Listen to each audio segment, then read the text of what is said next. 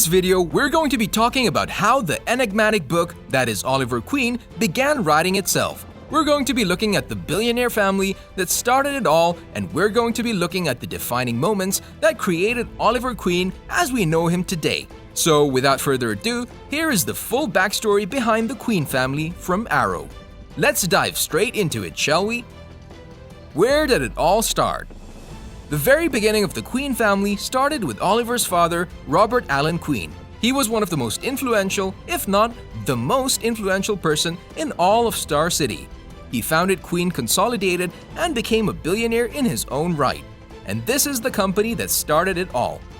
This happened when he was in his 20s, and then, soon after launching his company, Robert decided it was time to get married. The woman he fell in love with was Moira Dearden. The couple got married back in 1985, and they've remained together until their death.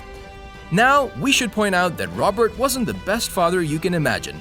He was unfaithful, dealt in murky business practices, and even sought to destroy a part of Star City because there was one gang of people whom he despised. But more on that later. Now, let's look at Oliver's mother. Nobody can know my secret.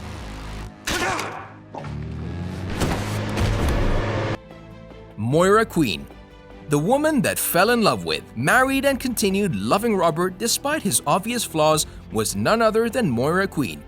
Even though she knew about her husband's affairs, she kept quiet about the whole thing. Speaking of her roots, Moira was born back in 1964 in Star City in a wealthy and affluent family. This in turn allowed her to meet Robert, fall in love with him, and even have children together. Just 4 years after their marriage, Robert had an affair with Kazumi Adachi. Why is she the most important of his one-night flings? Because she was the woman that became pregnant and gave Robert his first daughter, Emiko Adachi. When Emiko was born, Oliver was already 4 years old. Even though he knew about her existence, Robert kept hiding the fact that he has an illegitimate daughter. Feeling sick of her husband's lies, Moira smashed that like button just like you should. Do if you haven't done so already. But no. What she did smash was one of Robert's business partners, Malcolm.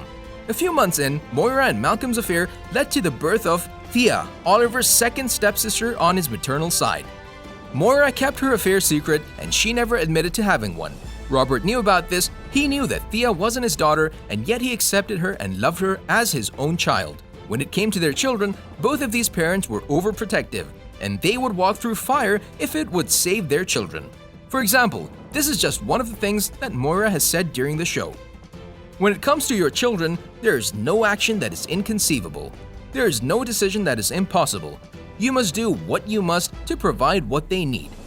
Just like her husband, she was the type of woman that would burn for her children. Moira didn't want neither Oliver nor Thea to be lacking something in real life. She wanted her kids to have the good life. Before we get into the main character and his persona, the first thing we have to talk about is the decline of the Queen family. Just like every great story, this one comes to a grinding halt when Robert Queen died and his wife was left to lead an organization that was headed by a gang member. Now, let's talk a little bit about the Tempest and what it is. The event called The Undertaking was intended to kill off everyone from the Glades. They were part of the lower class households, and Robert thought that the only way to save Star City is by blowing the most chaotic neighborhood in the city out of existence. His wife, Moira, was also part of this allegiance. Because her husband died in the yachting incident, the organization and Queen's family grand plan came when they administered the final part of the operation: tons of TNT. The Queen family thought that killing all of the gang members would rid the city from all of their problems. But boy, were they wrong. Moira and Malcolm went through with their plan. They used a Unidac Industries seismic device that intended to level the entire neighborhood, killing 503 people in the process. Oliver managed to convince his mother to admit her wrongdoings. After all, Robert did actually say to Oliver to become better and do better before taking his life. But more on that later. Now, where were we? Ah, yes, the fall of the Queen family. Right after admitting to all of her wrongdoings, Moira was imprisoned by police officers, and that was pretty much everything you should know about the Queen family. These are the major events that marked the Queen family. We talked about their shady businesses and how they covered up their dirty tracks after making mistakes. However, once they put Moira Queen, the CEO of Queen Consolidated, behind bars, the Queen family died right then and there. Now we have a few more events that we have to talk about when it comes to the Queen family, and they're all related to Oliver Queen. The first moment that marked the life of Oliver Queen is the sunken ship. This marks the turning point of our hero's life, and it's here that he became a man, in every sense of the word. Gone was the boy that wanted to mess around with girls and drive around in fancy cars. After the yacht sank, Oliver lost his girlfriend Sarah in the shipwreck. This was the first major event that completely changed Oliver's life. The second one was when Oliver, Robert, and their bodyguard were all left stranded on one of the lifeboats. Robert, seeing how they were running low on supplies, decided to let his son live. How? By killing the bodyguard, telling Oliver that he should do better and not follow in the footsteps of his father. He then pulled the trigger and took his own life. After Oliver spent a couple of days on the raft with his father's dead body, he finally reached land.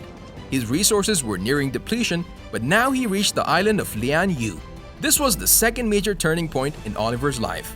While his father's dying word, "survive," echoed through his head, he took the cold and lifeless body of Robert and buried it on the island. Now, his only mission was to survive, discover who he really was, and go back home to continue the family name. While on the island, Olive affiliated himself with several people that taught him new skills. One of the first things he learned was archery. Then came swordsmanship, and finally, they had to teach him hand-to-hand combat. After this, he found a way to go back home, but he decided to go to China and Russia, where he would act as an assassin. He definitely had the skills to be one, and that's exactly why he managed to become an agent at Argus. But no amount of Chinese and Russian assassin leagues could prepare him for what was about to come. Everything that happened until that point led Oliver to the hands of Ra's al Ghul. This man was the leader of the League of Assassins, and he threatened to kill the people of Starling City if he did not find Sarah's killer. Wanting to own up to his actions and feeling a little responsible for what had happened, Oliver Queen decided to show up and fight Ra's al Ghul in a sword fight. He did this to save his city, but it cost him his life. Oliver Queen was defeated, Ra's al Ghul jabbed a sword through his chest and kicked him off a cliff. Miraculously, he managed to survive all of that, and his near-death experience forever changed his life. And this, folks, is how the Queen family rose to prominence, was almost destroyed, and then, thanks to Oliver, was restored once again. I can't believe I'm saying goodbye to you again. Well, you're not. Think of it as a see you later. On a related note, we want to know what's your absolute favorite Oliver Queen move. You can tell us in the comment section down below. If you'd like more videos like these, don't forget to subscribe to our channel and hit the bell icon so you'd never miss any of them. And as always, thanks for watching, guys.